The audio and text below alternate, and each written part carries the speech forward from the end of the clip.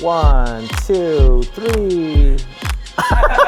One more. 1, 2, 3. What an honor. I could take photos of kimchi. 2, 3. I love it. I was forced to have to be alone with myself and my thoughts.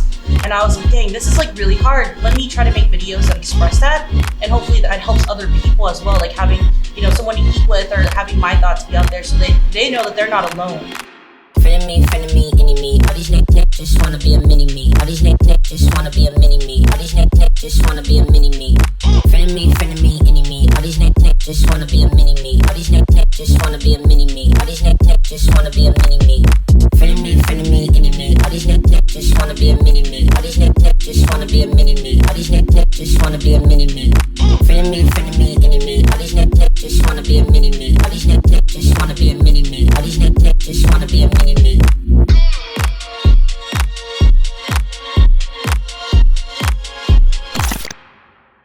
You guys, thank you so much for being here. This is the beginning of I'm Human Too podcast, where we allow disruptive creatives, entrepreneurs, and CEOs to share their story deeply and truthfully so that other people can get inspired and go out and do their thing. So you guys are at the forefront of this disruption of people post-pandemic to go out into the world and chase their greatest version of themselves, because at the end of the day, you make your greatest impact when you yourself are at your greatest level. Cool? Dude, that was a nice pep talk. I feel very I was like, dang, I'm doing that? I'm just waking up every day. I feel like we should just be the audience. Yeah. Listen to Carrie speak. No speeches here, because I can guarantee you and I can assure you guys that each of you guys have some of the most engaging, galvanizing stories and a community and a platform for you to serve all you guys. So I want to start from here, okay? Yes, the beautiful food with soy nguyen. I've been following you for a while, and what I love about you is how the way you storytell. You storytell in such a unique way that you invite other people to engage and also explore their own life and their own journey. So I just want to say thank you. You've been able to galvanize the spirit of so many people through this pandemic. And I love mostly that you consider yourself a community developer. Yes. You explore food culture through food, and then tap into what's most important for a lot of people right now, which is mental health. Right, yes. And so thank you. What does that mean for you to lead that pack?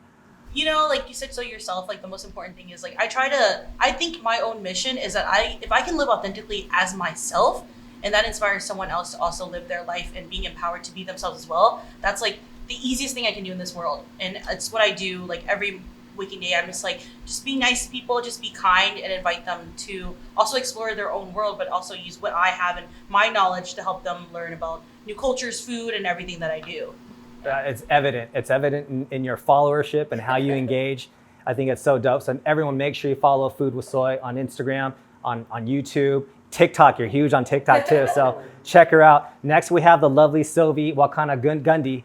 And she has been creating very educational, really artsy, cute content around the Japanese lifestyle and culture, amazing culinary. She goes above and beyond to educate and bridge the cultural gap between Japanese and even like the Asian Americans within all the Asian cultures, as along with the non-Asian. So I think what you're doing, especially right now, where I think like our breed is kind of dying in the United States, for you to preserve it, and not just galvanize people who have been, it's kind of like we've been misled in so many ways, that you're able to string together, not just the tradition, but projecting a greater future and a bridge towards a better relationship amongst the Japanese culture and everyone else. So thank you for doing that. Where can we follow you? You can find me on Instagram and TikTok at sylvia.wakana, as well as on YouTube. And I have a blog that has simple Japanese recipes. Dude, it's so amazing. So thank you so much. Joe right here is just a crazy Japanese mother effer right here. He is the OG YouTuber that probably allowed all of us to be where we're at, because you led the way as a pioneer, as a Renaissance man. You started YouTubing in 2007 when no one else was doing it. And I think we got reconnected in 2009. You were 2 years deep with Just Kidding Films. Yeah. And even at that time, I think you had about 40,000 subscribers. but millions and millions of subscribers later, people have watched your stuff like over 5 billion views or something like that now. Yeah. And so being a seasoned vet of YouTube, you've gone on to be an entrepreneur, which you're really at heart, you're an entrepreneur. Aside from being a funny ass comedian and making people laugh, and you built your own culture and your own kingdom where people follow you as King Jomalia. So we're gonna get into that you truly can create your own reality with a wild imagination and the guts and the boldness to go after it. So that's amazing. And then last but not least, we have Kimchi. Kimchi is an international powerhouse when it comes to drag. And that's something that I'm not very familiar with. Maybe I don't know how you guys are familiar with it, but I'm so excited to ask a ton of questions regarding that. I know you're a huge supporter of the Pride community as well. And so thank you for standing up, for the people who are kind of like voiceless, and standing proud, and also being such a proud Korean dude, So thank you, and I just want to say that when we first met, literally you were picking up kimchi, right? And we just happened to meet on set, and we're like, hey, would you want to be on our YouTube episode? And you're like, sure, why not? I'll do that for sure. And we had beer together, and so here we are. And then last but not least, Sean, he's the host today, and he recently quit his job at Facebook with a kid on the way to make that risk, because all he wanted to do was live a meaningful life and build communities through food. And so thanks for taking that risk, even though your wife still works and, and it's just providing that stability, you know what I'm saying? But you've partnered with some amazing people here. Wagyu is a phenomenon right now, but we're hoping to see a different side of it that's a little more in depth of why we're celebrating this amazing piece of meat and several pieces of meat. Yes? Yeah, it's a lot. Hope you guys are hungry. Yes, you guys cool? We're gonna eat all of this. Oh, yes. Okay. So he's gonna start with the first one. What are you gonna start us off with? Yeah. Well, before we go into the actual cooking, I brought 2 special loins from Japan. So if you guys turn over this menu, let's do a little. We got menus, you guys. Yeah, just a little quick. Wow. Explanation. So Wagyu, it translates into Japanese cow. So in Japan, if the cattle is going to be Wagyu, it has to be 100% full blood. And what that basically means is that there can't be any crossbreeding. So typically in America and Australia, you're going to have some type of crossbreeding. So it's like a hybrid. So they'll take a Japanese Wagyu cow, and then they'll cross it with like a domestic Angus or something like that. Is that why it's called like Australian Wagyu? So it's like Australian Japanese cow. Yeah, it should be. I think it should be technically called like American hybrid Wagyu. Yeah. So I've always wondered about that. Like in the restaurants, I see Australian Wagyu. It's like so basically, how that happened is Japan exported some Japanese Wagyu to the world before, but now it's not legal anymore. So you still have like some full blood that exists in Australia and America. But yeah, typically like when you go to a restaurant, it's Australian or American. It's a hybrid, which is actually it's pretty good. It's very well balanced. But then we have A5, which is very, very special. A5. Essentially, all it is it's the best quality. So A5 it's a grade, so it means it has the best marbling and also the best yield. So in Japan, there's over 300 brands of Wagyu. This one right here is actually very special. It's called Omi Wagyu. So Omi Wagyu is also known as the Emperor's Wagyu.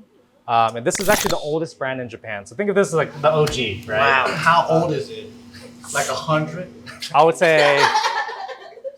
I would say maybe probably 1,000. 1,000? Maybe? I don't know. Golly. Yeah, you went from I thought the cow was old. Living to be the Yeah, because like in Japan, everything is old. Like the old people's old and the cows are old. There's no more young people in Japan, dude. this none. Yeah. Crazy. So okay, are you gonna process it and start cutting it up, or how's this gonna happen? So this is actually I just brought this for show and tell. This Nice. is actually something new, and I just picked this up for the show. So we'll have 2 Wagyu later. That the BMS on that is 10 and 11. So Okay. it's amazing. Yeah. You're preparing some scalps for us right now, Yeah, I'm right? gonna have scalp. So while you do that, Yeah. is there something else that you Yeah. wanted So this one, really quickly, this is Makoto Wagyu. So this whole farm only has 1 to 3 cattle for the whole world per month. So we're able to get it. Yeah, it's really amazing. Yeah. I mean, why? There's not enough? Yeah, that moment where you're like, Whoa, you could Yeah. experience something special. Like, how did you even get that? Yeah. Yeah, so There's Bribe. like 3 on the farm. yeah, well, they have like Is it numerous somebody's cattle, backyard? but the amount that's actually like processed for consumption, it's only 1 to 3 per month for the whole world. What? So super rare, yeah. So people are like fighting over this. Yeah, so there's Wow. there's a Wagyu auction, and you just have to have like really powerful connections to get this. Wow. Yeah, In the Wagyu auction, is Yeah. there a Japanese Powerful cowboy connection. I know. going 35, 35, 35? One here, one there. He's wearing cowboy boots.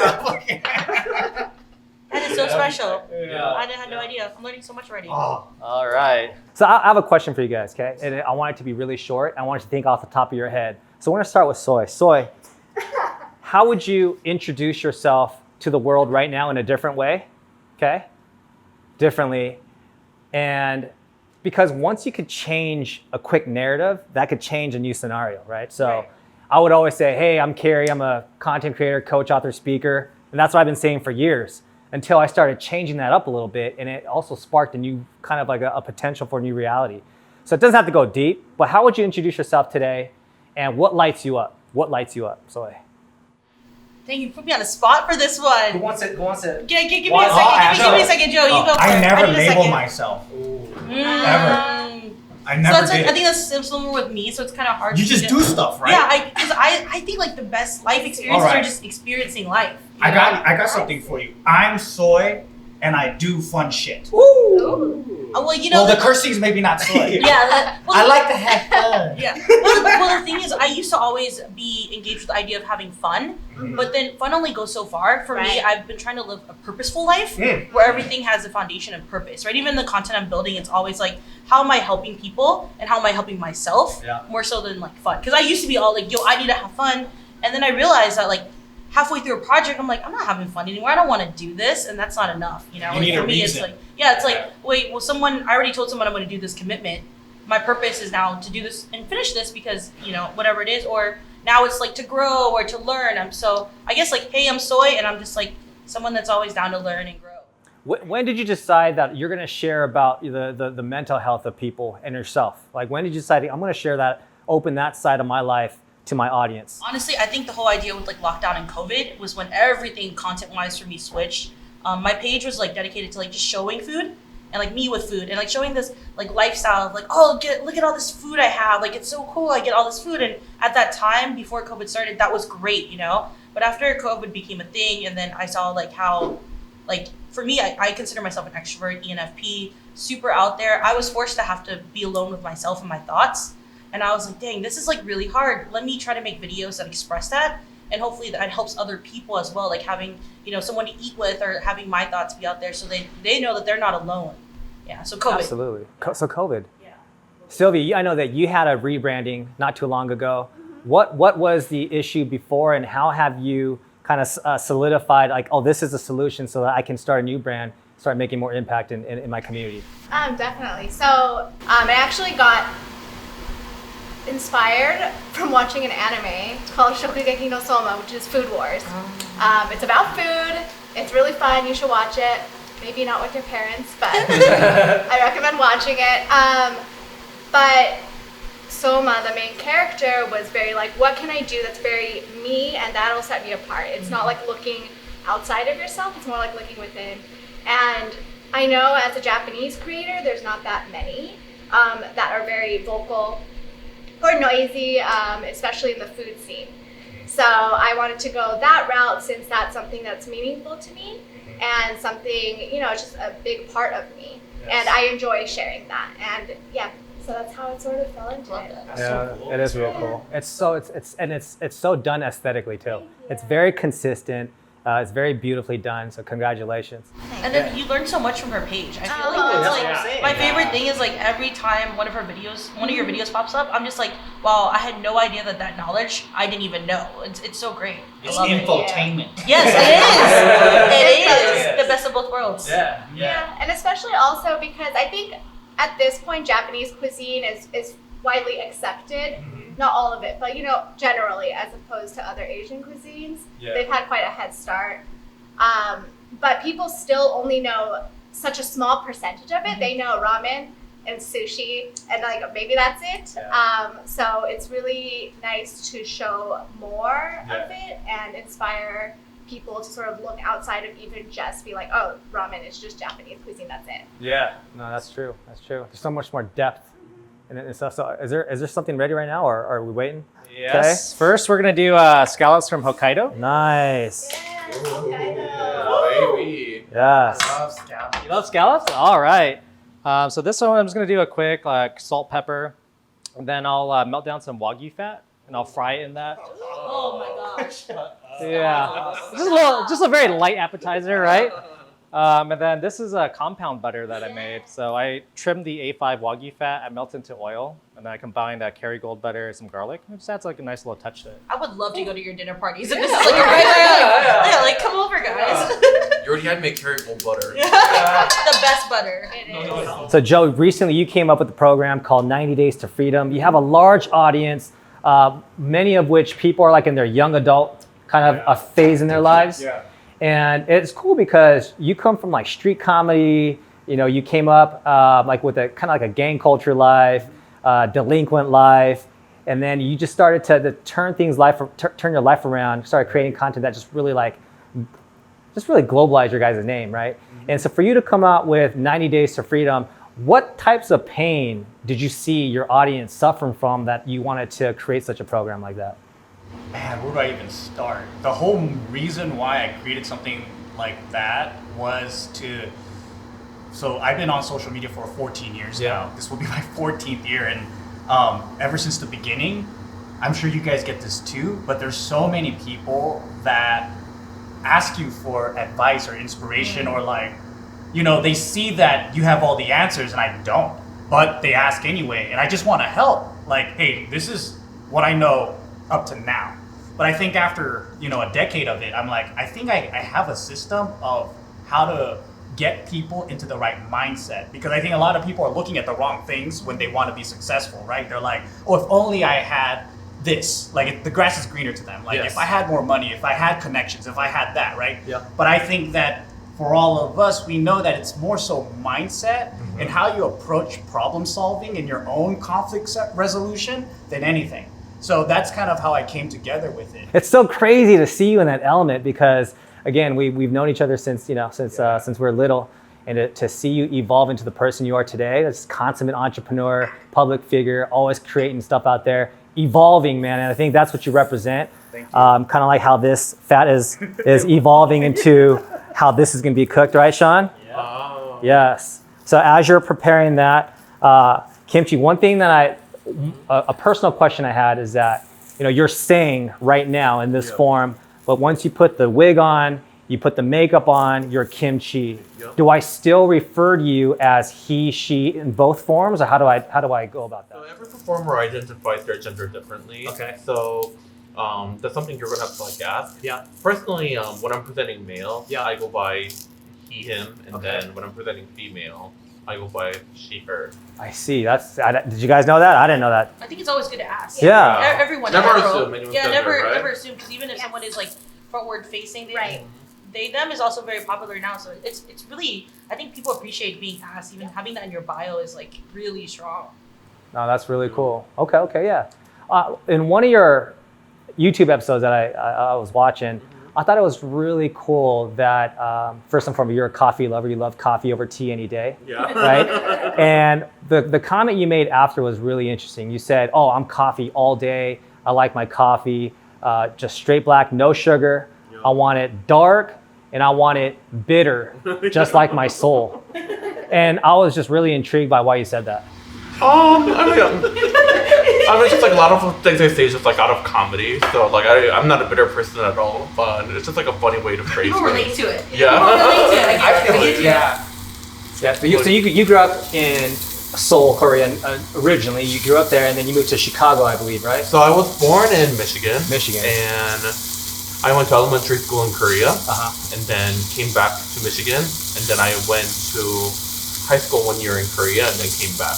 Gotcha. So back and forth, back and forth. Okay, so that already is a cool journey in and of itself, especially you being an Asian American in the Midwest, right? Yeah. And then as you progressed, I think it was in 2012 that you started doing drag, and it wasn't until 2017 that you actually got televised on national TV. Yeah. First Korean to ever do so. Wow. And you won a show, and you won some money. You sent some money to your mom, and you still had to cover up your identity at that time. At the time, yeah. So how was it that you're able to finally say, Mom, this is who I am? At what point did she fully embrace that? Because I know you guys are real tight right now. Can you walk us through that journey for a sec? So I think a lot of like the Asian parents equate success just to like financial success.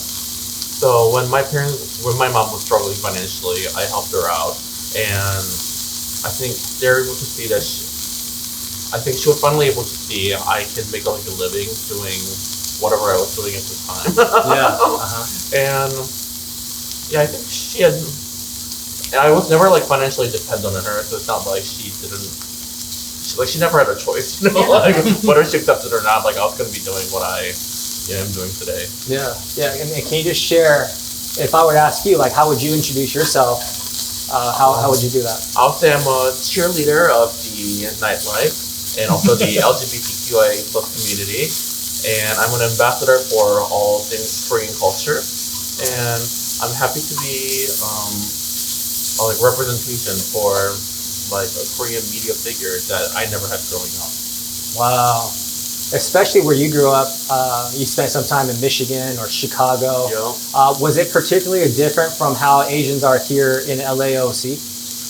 In our school, we hardly had any Asian kids, and that was always really hard for me too. And then in media, the only Asian figures I knew were Lucy Liu and Margaret Cho. Yep. Which are figures, you know, like they're cool, but they're not people that I relate to. So that's the reason why, like, when I became a drag queen, I purposely chose the name Kimchi because it's like the most Korean name, and in a way, I'm like forcing my culture on other people. Yeah. And when I'm at the nightclub performing, a lot of times I perform K-pop songs. Nice. Yeah. So then, for like the 3-4 minutes I'm on stage, I'm forcing the audience in the nightclub to listen to Korean music. But a lot of them do love it, and a lot of people come up and tell me that my existence alone gives them hope, because you know there's a queer Asian living in the media, just living his life, and representing the culture. Yes, and you're one of the most powerful ones out there. So much respect and love to you, and thank you so much, for representing.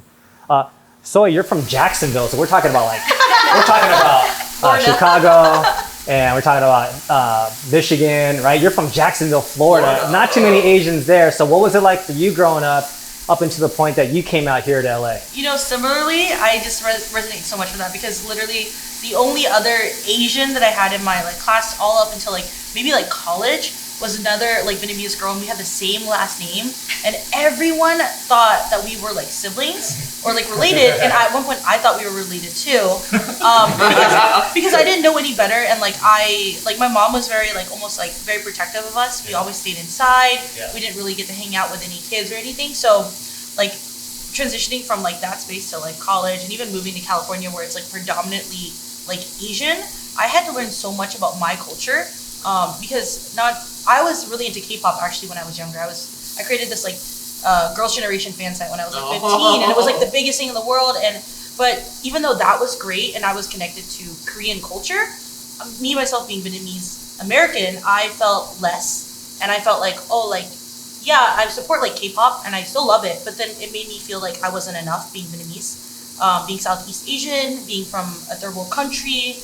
I was kind of pushing away those things. I don't like Vietnamese food, Mom. I want to eat American food. I'm American now. I live American. And I remember saying that to my mom one time, and I saw the pain and hurt in her eyes, because she was like, you might be American, but you'll always be Vietnamese. Wow. And then that was one of the most powerful things she's ever said to me, that made me really reevaluate my thought process on the world. We're accumulation of everything we learn and bump into, but at the root of it all, our culture and what we hold dear is something that similarly we should express and show. And just like kimchi, I didn't really have a lot of Vietnamese representation growing up, so I didn't know that was cool.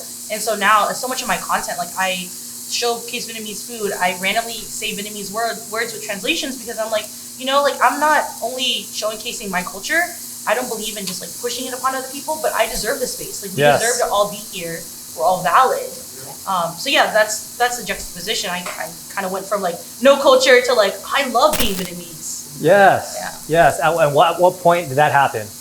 Was it? Probably around college when I started joining like the Asian American like clubs. Like I was a part of ASU in college and like the Vietnamese Student Association, and then when you see other people kind of just living their life speaking Vietnamese and eating Vietnamese food, and other people just being Asian, Chinese, Japanese, all that stuff, you're just kind of like, yo, like why can't I just be myself? Why can't I speak Vietnamese? I know Vietnamese. I should speak it when I want to. You know? Yes. Yeah.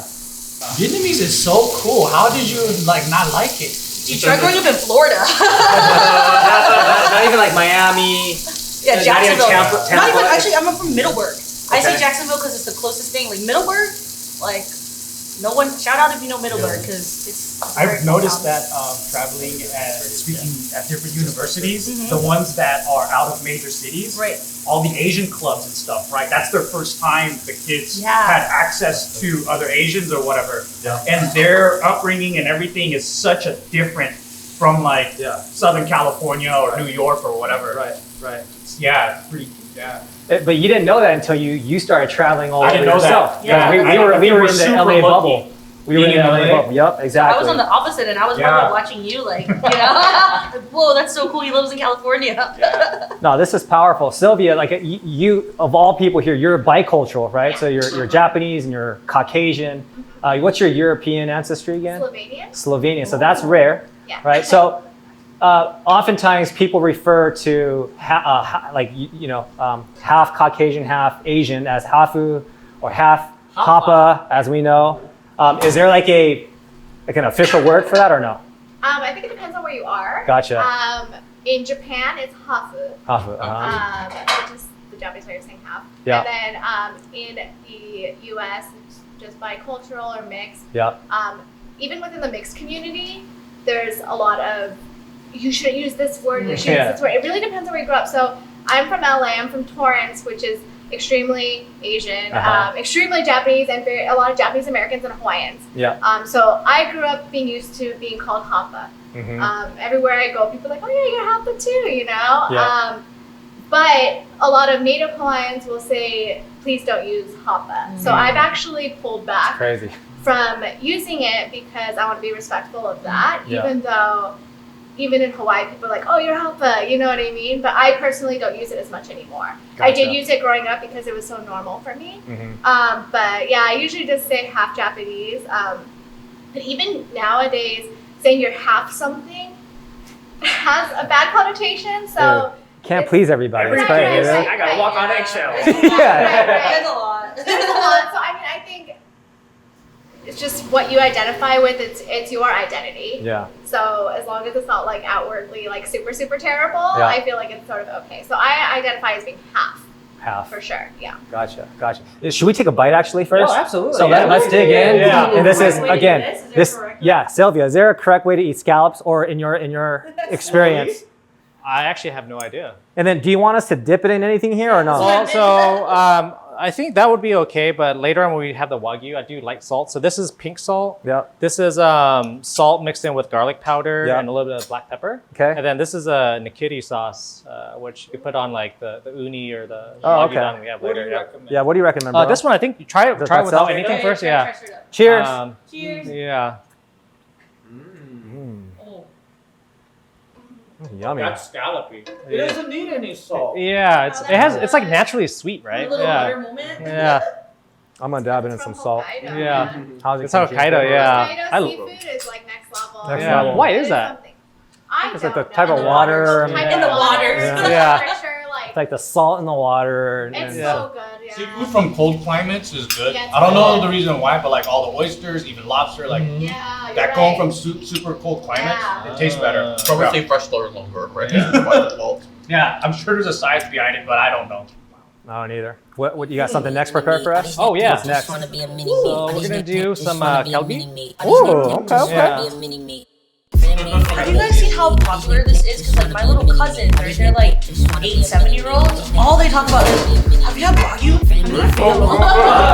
Honored. So crazy. This is a religious experience. So I got my start in comedic acting, like we made sketches and stuff like that. And I was actually afraid of being myself. I had to get used to being, I guess, myself. But they're just all exaggerated parts of who I am.